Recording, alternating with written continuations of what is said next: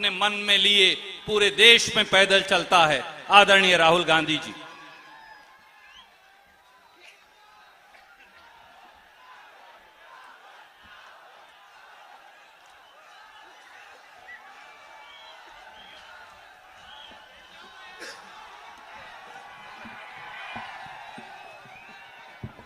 जगह बनाइए।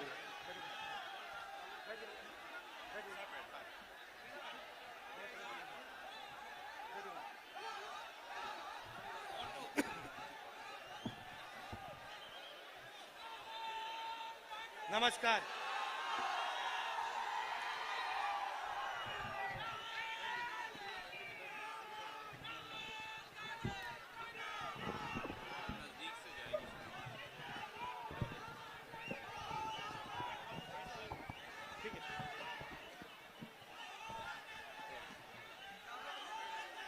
रणदीप सुरजेवाला जी,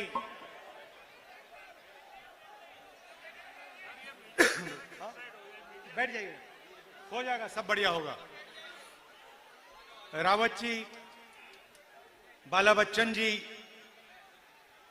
किराडे जी, राजन मंडलोई जी, मोन्यू सोलंकी जी, मक्खन सिंह सोलंकी जी, स्टेज पे कांग्रेस पार्टी के सब नेता, हमारे प्यारे कार्यकर्ता, भाइयों और बहनों, प्रेस के हमारे मित्रों, आप सबका यहां बहुत बहुत स्वागत, नमस्कार। जोश तो बहुत है भैया आप लोगों में।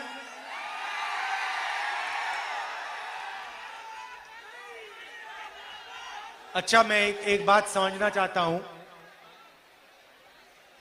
कन्याकुमारी से मैं कश्मीर चला और रास्ते पे हजारों लाखों युवाओं से मैंने बात की।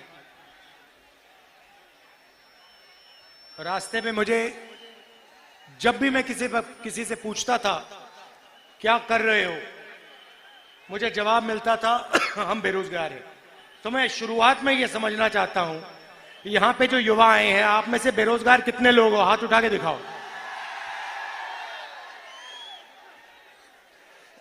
तो ये आपने जो हाथ देखे, ये बेरोजगारी के हाथ हैं। शिवराज चौहान, नरेंद्र मोदी जी वाली सरकार जो युवाओं के लिए करती है, उसका सबूत है। मध्य प्रदेश के किसी भी युवा से पूछो क्या करते हो, जवाब मिलेगा बेरोजगार है, कुछ नहीं करते। सही है, गलत है?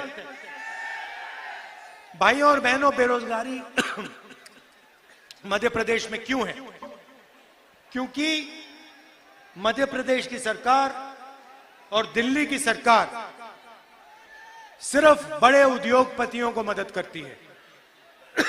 रोजगार कहां से आता है? छोटे व्यापारी, स्मॉल और मीडियम बिजनेस, छोटे उद्योग, छोटे दुकानदार, ये लोग प्रदेश को और देश को रोजगार देते हैं। और जीएसटी के कारण, नोटबंदी के कारण जो छोटे व्यापारी हैं, छोटे उद्योग हैं, स्मॉल और मीडियम बिजनेस वाले हैं, वो सारे के सारे बीजेपी की सरकारों ने बंद कर दिए। तो सच्चाई आज ये है कि मध्य प्रदेश में युवाओं को रोजगार नहीं मिल सकता। यहां पे आपको गैस सिलेंडर कितने का मिलता है? कितने का? 1200। भैया सवाल पूछना चाहता हूं, छत्तीसगढ़ में 500 का क्यों मिल रहा है? अगर यहां पे 1200 का मिल रहा है, छत्तीसगढ़ में 500 का क्यों मिल रहा है? क्योंकि वहां कांग्रेस की सरकार है, यहां बीजेपी की सरकार है।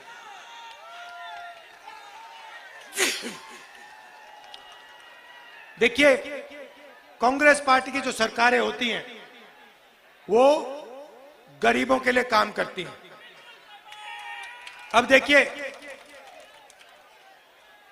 हमने यहां वायदा किया था कि किसानों का कर्जा माफ होगा। जब हमारी सरकार आई थी, 25 लाख किसानों का हमने कर्जा माफ किया और बीजेपी के लोग इसको सह नहीं पाए। बीजेपी के लोग और उनके बड़े जो उद्योगपति मित्र थे, उन्होंने आपकी सरकार, कांग्रेस की सरकार आपसे चोरी करके छीन ली। सही ना? आपकी सरकार नहीं चलने दी। आपने जो कांग्रेस पार्टी के विधायक जो चुने थे, उनको चोरी करके बीजेपी की सरकार उठा के ले गई और उन्हें यहां बीजेपी की सरकार बनाई। ये चोरी की सरकार है ना? ये आपने जो कहा था, आपने कहा था कांग्रेस पार्टी की सरकार होनी चाहिए और आपने कांग्रेस पार्टी को चुनाव जिताया और बीजेपी और उनके जो उद्योगपति बड़े बड़े दोस्त हैं, उन्होंने आपकी सरकार आपसे चोरी की, विधायकों को पैसा देकर उन्होंने सरकार तोड़ी। बस अब देखिए एक और, मैं थोड़ा पानी देना।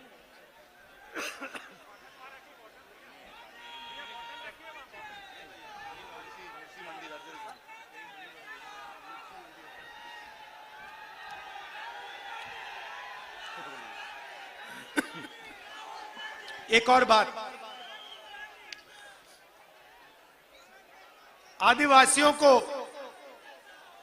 यहां आदिवासी भाई बहन हैं, देखो कितने हैं। अब आदिवासी को हम आदिवासी कहते हैं, कांग्रेस पार्टी के लोग हम आदिवासी कहते हैं, बीजेपी के लोग वनवासी कहते हैं। सुना आपने? या मुझे बताओ, ये वनवासी और आदिवासी के बीच में फर्क क्या है? आप आदिवासी हो, आप कहते हो हम आदिवासी हैं, बीजेपी के लोग आपको वनवासी क्यों कहते हैं? ये भाइयों और बहनों, इन शब्दों में बहुत बड़ा फर्क है। आदिवासी शब्द का मतलब वो लोग जो हिंदुस्तान की जमीन के पहले और असली मालिक हैं।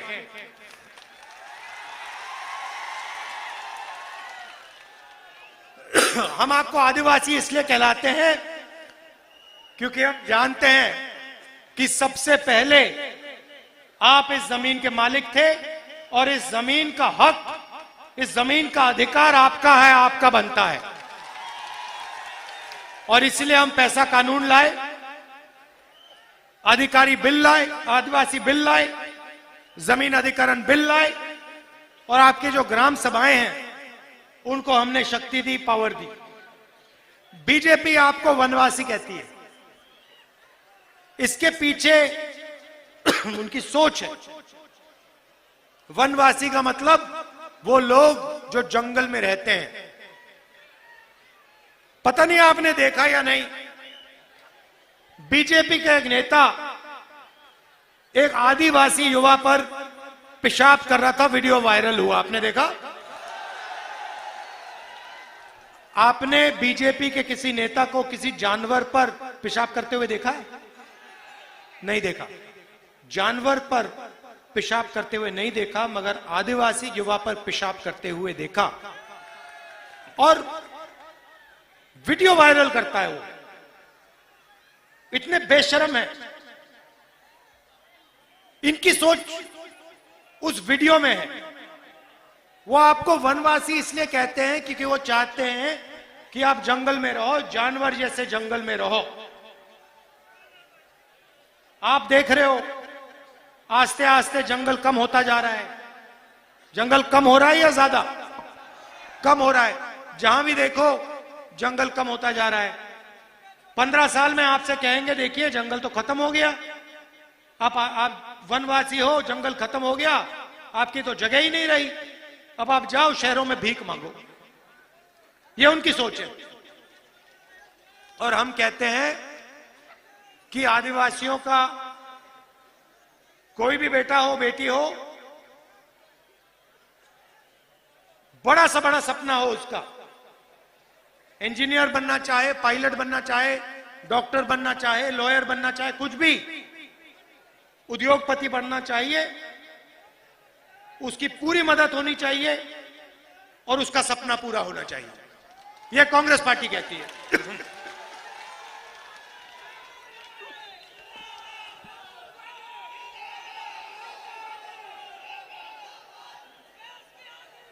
आपने सुना होगा, खासतौर से आदिवासियों से बीजेपी के नेता कहते हैं, देखो हिंदी पढ़ो, अंग्रेजी मत पढ़ना, अंग्रेजी नहीं पढ़नी चाहिए, हिंदुस्तान में अंग्रेजी नहीं फैलनी चाहिए। इसके पीछे इनकी सोच है, ये चाहते हैं कि इनके बेटे, इनकी बेटियां अंग्रेजी पढ़ें और आदिवासी जो हैं उनके बच्चे अंग्रेजी ना पढ़ें। अब मैं ये नहीं कह रहा हूं कि हिंदी मत पढ़ो, हिंदी पढ़नी है, मगर हिंदी के साथ अंग्रेजी भी जरूरी है। क्यों? क्योंकि अगर आपको मध्य प्रदेश में काम करना है, मध्य प्रदेश में बात करनी है किसी से, उत्तर प्रदेश में आप जाना चाहते हो, उत्तर प्रदेश में बात करनी है किसी से, तो हिंदी चलेगी। मगर अगर आप देश के बाहर जाना चाहते हो, अगर आप कॉल सेंटर में काम करना चाहते हो, अगर आप इंजीनियर बनना चाहते हो, अगर आप डॉक्टर बनना चाहते हो, अगर आप विदेश जाना चाहते हो, अंग्रेजी चलेगी। तो हम चाहते हैं आदिवासी बच्चे हिंदी पढ़े मगर अंग्रेजी भी पढ़े, कि जो सपना दूसरे लोग देखते हैं वो सपना आदिवासी भी देख पाए। अब देखिए, छत्तीसगढ़ में चुनाव हो रहा है, यहां पे भैया आपको कपास के लिए क्या रेट मिलता है? 5,000 काफी है?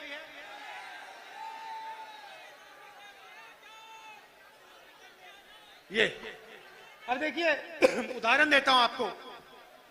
छत्तीसगढ़ में हमने जाके वायदा किया कि कर्जा माफ होगा और धान के लिए 2,500 रुपए प्रति क्विंटल मिलेगा। छत्तीसगढ़ में हमने किया और हमने ये वायदा किया और पूरा कर दिया उसको जाके। 10 दिन पहले, मैं आपको बहुत अच्छी कहानी बताता हूं। 10 दिन पहले छत्तीसगढ़ में मेरा दौरा था, 15 दिन पहले किसानों से बातचीत हुई। मैंने किसान से पूछा, भैया बताओ आपके खेत का दाम क्या है, मतलब खेत कितने का है? मुझे कहता है, राहुल जी मुझे दाम नहीं मालूम। मैंने कहा, भाई तुम्हें दाम कैसे नहीं मालूम, तुम्हारा खेत है? मुझे जवाब देता है, राहुल जी जब से छत्तीसगढ़ की सरकार ने हमें 2,500 रुपए प्रति क्विंटल धान के लिए दिया है, तब से यहां पे कोई किसान अपना खेत नहीं बेचना चाहता। मैं नहीं जानना चाहता कितने का है, क्योंकि मैं इसको कभी बेचूंगा ही नहीं, मेरा तो पैसा बन रहा है।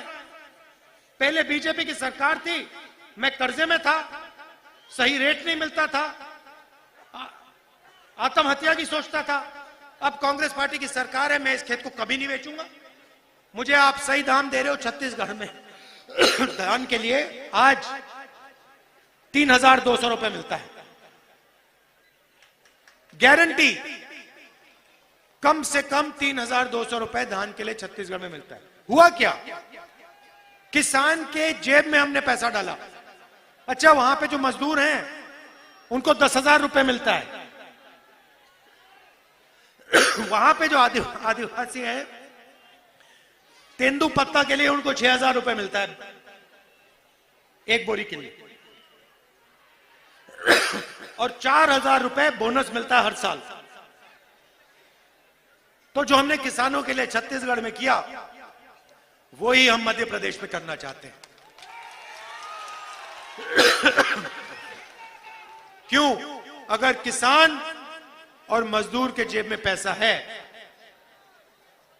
तो वो गांव में, कस्बों में उस पैसे को खर्च करेगा और छोटे दुकानदारों के पास जाकर छोटे दुकानदारों से चीज खरीदेगा। तो क्या होगा? अगर किसान के जेब में पैसा जाएगा, मजदूर के जेब में पैसा जाएगा, तो छोटे दुकानदार के पास भी पैसा जाएगा और पूरी की पूरी अर्थव्यवस्था चालू हो जाएगी। यह छत्तीसगढ़ में हुआ और प्रदेश बदल गया। भाई और बहनों, छत्तीसगढ़ में जो किसान हैं आत्महत्या नहीं करते हैं।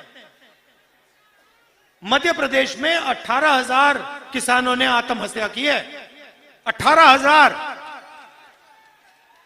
जब से कांग्रेस पार्टी की सरकार आई है, किसान आत्महत्या नहीं कर रहे हैं। यह जरूर है कि बड़े बड़े उद्योगपति इतने खुश नहीं है, वो थोड़े टेंशन लिए हैं, मगर किसान, मजदूर, छोटे दुकानदार, युवा, वो सब खुश हैं। छत्तीसगढ़ में, मध्य प्रदेश में जैसे अभी मैंने हाथ उठवाया, आधी भीड़ ने हाथ उठा दिया, कह दिया हम बेरोजगार हैं। छत्तीसगढ़ में हम ऐसा सवाल पूछते हैं, बहुत कम हाथ उठते हैं। तो ये हम मध्य प्रदेश के किसानों के लिए, मजदूरों के लिए, आदिवासियों के लिए करना चाहते हैं। अच्छा भैया, एक बात बताइए, ये मध्य प्रदेश में भ्रष्टाचार के बारे में थोड़ा बताइए मुझे। ये शिवराज सरकार कितना कमीशन लेती है? 50% कमीशन लेते हैं। अच्छा, ये आपने देवेंद्र तोमर लड़का है, इसका वीडियो देखा आपने? देखा? मोदी जी ने इस पर कोई कार्रवाई की? कोई सीबीआई लगी, ईडी लगी, इनकम टैक्स लगा उस पर? यहां पे जो बच्चों को स्कूल में खाना दिया जाता है, उसका पैसा इन्होंने लूटा? मध्य प्रदेश पहला प्रदेश है जहां पे मरे हुए लोगों का इलाज होता है अस्पताल में। और सबसे बड़ा स्कैम, व्यापम स्कैम, जिसमें इन्होंने आपसे 1 करोड़ युवाओं को नुकसान पहुंचाया और 40 लोगों की मृत्यु हुई। पूरा शिक्षा का सिस्टम था, उसको रद्द कर दिया, उड़ा दिया इन लोगों ने। पटवारी एग्जाम स्कैंडल और एमबीबीएस सीट को बेचा इन लोगों ने। बेचा नहीं बेचा? तो सबसे भ्रष्ट सरकार मध्य प्रदेश की सरकार है। भाजपा सरकार, मध्य प्रदेश की सरकार नंबर 1 भ्रष्टाचार में, सबसे आगे, बेरोजगारी में सबसे आगे, महंगाई में सबसे आगे, भ्रष्टाचार में सबसे आगे। अच्छा, मोदी जी कहते हैं कि पिछड़ों की सरकार है। पिछड़ों की सरकार है। भाई और बहनों, अगर पिछड़ों की सरकार है तो नरेंद्र मोदी और शिवराज चौहान जाति जनगणना से इतना क्यों डरते हैं? जैसे ही मैं स्टेज से शब्द कहता हूं जाति जनगणना, ये कांपने लग जाते हैं। क्यों? क्योंकि वो आदिवासियों को, दलितों को, पिछड़ों को अपनी सच्ची आबादी नहीं बताना चाहते। भाई और बहनों, मध्य प्रदेश को 53 अफसर चलाते हैं। मेरे पास यहां पे आंकड़ा पड़ा हुआ है मेरे सामने, मैं बताता हूं आपको। 53 अफसर मध्य प्रदेश की सरकार को चलाते हैं। ठीक है, सरकार को एमएलए नहीं चलाते। हर बच्चा आईएएस की पढ़ाई क्यों करता है? क्योंकि वो जानता है सरकार को आईएएस के लोग चलाते हैं, आईपीएस के लोग चलाते हैं। तो 53 लोग मध्य प्रदेश की सरकार को चलाते हैं। ये जो अफसर हैं, मध्य प्रदेश का पूरा पैसा है, जो बजट का पैसा है, इसको बांटते हैं। शिक्षा में कितना पैसा जाता है, आदिवासियों को कितना पैसा मिलता है, स्वास्थ्य में कितना पैसा जाता है, ये सारे के सारे निर्णय ये 53 अफसर लेते हैं। ठीक है, अब मैं आपसे सवाल पूछता हूं, 53 अफसर में से ओबीसी अफसर कितने? 53 में से भाई और बहनों एक ओबीसी अफसर है। एक अच्छा, अगर मध्य प्रदेश की सरकार 100 रुपए खर्च करती है तो ओबीसी अफसर कितने पैसे का निर्णय लेते हैं? 33 पैसे। मतलब अगर मध्य प्रदेश की सरकार का बजट 100 रुपए होता तो ओबीसी अफसर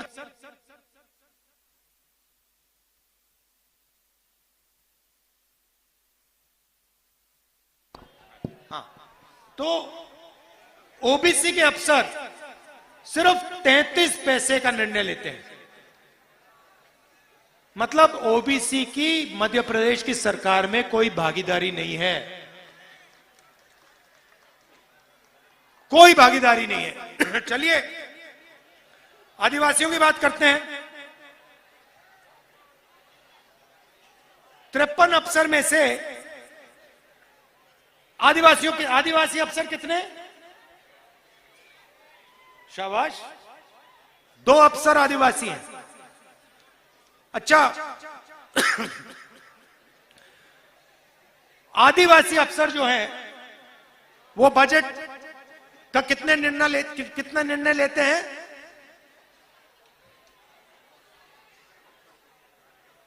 कितना? उससे भी कम। ये 70 पैसे कह रहे हैं, 70 पैसे भी नहीं। तो सच्चाई है भाई और बहनों कि मध्य प्रदेश की सरकार को ना ओबीसी चलाता है, ना दलित चलाता है, ना आदिवासी चलाता है। और यह सवाल मैंने उठाया है। मैं चाहता हूं कि जाति जनगणना हो जाए और पूरे देश को पता लग जाए इस देश में कितने दलित हैं, कितने आदिवासी हैं, कितने ओबीसी हैं। उसके बाद दलितों को, आदिवासियों को और पिछड़ों को सही भागीदारी मिलनी चाहिए। जितनी आबादी उतनी भागीदारी। आज मानना चाहते और आप नहीं। और ये जिस दिन जाति जनगणना हो गया और आंकड़े आ गए, उस दिन पिछड़ों, दलितों और आदिवासियों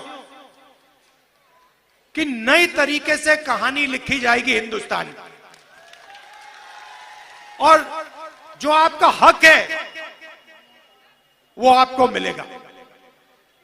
बीजेपी में और मुझ में एक फर्क है, सबसे बड़ा इस चुनाव में सबसे बड़ा फर्क, वो नफरत फैलाते हैं। जहां भी जाते हैं एक जात को दूसरी जात से, एक धर्म को दूसरे धर्म से लड़ा देते हैं। मैं कहता हूं नफरत के बाजार में मोहब्बत की दुकान खोलनी है। अब भैया, अगर आदिवासियों को की भागीदारी नहीं होगी, अगर सरकार चलाने में पिछड़ों की आवाज नहीं होगी, दलितों की आवाज नहीं होगी, तो मोहब्बत की दुकान कैसे खुलेगी? कैसे खुलेगी? अगर आप लोग सरकार में शामिल ही नहीं हो, आपकी 50% आबादी आप शामिल ही नहीं हो, तो मोहब्बत की दुकान कहां से खुलेगी? खुल ही नहीं सकती। क्योंकि मोहब्बत की दुकान की नींव न्याय है। न्याय होना चाहिए, पिछड़ों को न्याय मिलना चाहिए, आदिवासियों को, दलितों को, जनरल को, सबको न्याय मिलना चाहिए। और आज अन्याय का हिंदुस्तान है। यहां पे 53 अफसर हैं, एक ओबीसी का है। 100 रुपए खर्च होते हैं, 33 पैसे ओबीसी अफसर खर्च करता है। इसीलिए मैं कहता हूं मोहब्बत की दुकान खोलनी है और सब वर्ग को न्याय मिलना चाहिए। हर वर्ग को न्याय मिलना चाहिए, कोई पीछे ना रहे। सारे के सारों को एक साथ मिलकर हिंदुस्तान को चलाना चाहिए। फायदा सबको होना चाहिए, 2-3 चुने हुए लोगों को नहीं। अदानी जी हिंदुस्तान के एयरपोर्ट ले गए, पोर्ट्स ले गए, हर बिजनेस में उनका हाथ है। हर व्यापार में आपको अदानी जी दिखेंगे। मगर अगर यहां एक युवा है जो कोई सपना देख रहा है, आपका नाम क्या है? हाँ, आप नहीं, जो लाल शर्ट वाले, हाँ, गुलाबी शर्ट वाले आप, हाँ हाँ भाई आप, हाँ हाँ, श्रीमान दीवान। मगर अगर दीवान छोटा बिजनेस खोलना चाहे, अदानी जी के बेटे के लिए बैंक के सारे दरवाजे खुल जाएंगे। लाखों करोड़ रुपए, 14 लाख करोड़ हिंदुस्तान के 3, 4, 5 सबसे बड़े उद्योगपतियों का नरेंद्र मोदी जी ने माफ किया। भैया आपका कितना कर्जा माफ किया? दीवान जी, नरेंद्र मोदी ने आपका कितना कर्जा माफ किया? 1 रुपया नहीं किया। आप अगर बैंक के पास जाओगे, कहोगे भैया मैं बिजनेस चालू करना चाहता हूं, आपको कहेंगे भैया आप अदानी के बेटे नहीं हो, परे हो जाओ, आपको 1 पैसा नहीं मिलेगा। ये हिंदुस्तान की सच्चाई है। 100, 200, 300 लोग हैं, उनके लिए सारे बैंक के दरवाजे खुले हैं, लाल कालीन लग जाता है। और हमारे युवा जाते हैं, कहते भैया मैं व्यापार करना चाहता हूं, मैं छोटी सी कंपनी चलाना चाहता हूं, कहते नहीं, दीवान जैसे लड़कों को 1 रुपया नहीं देंगे। क्यों? आपने क्या गलती की? आप में क्या कमी है? आदिवासी के बेटियों में क्या कमी है? कोई कमी नहीं है। तो ये हमें बदलाव लाना है। ये 2-3 लोगों का हिंदुस्तान नहीं है, ये करोड़ों लोगों का हिंदुस्तान है और इसमें सबको भागीदारी मिलनी चाहिए। तो ये मैं आपसे कहने आया था। एक चीज की गारंटी मैं आपको दे रहा हूं, मध्य प्रदेश में सरकार आएगी, यहां पे जाति जनगणना शुरू हो जाएगी, दिल्ली में सरकार आएगी, जाति जनगणना शुरू हो जाएगी और हम ओबीसी वर्ग को, दलित वर्ग को, आदिवासी वर्ग को साफ बता देंगे आप में आपकी आबादी हिंदुस्तान में कितनी है और आपका हक कितना बनता है, साफ बता देंगे आप सबका दिल से बहुत बहुत धन्यवाद। नमस्कार, जय हिंद।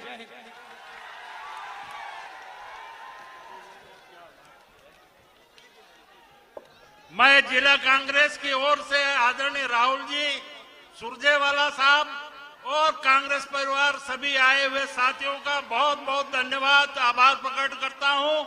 और जितने भी लोग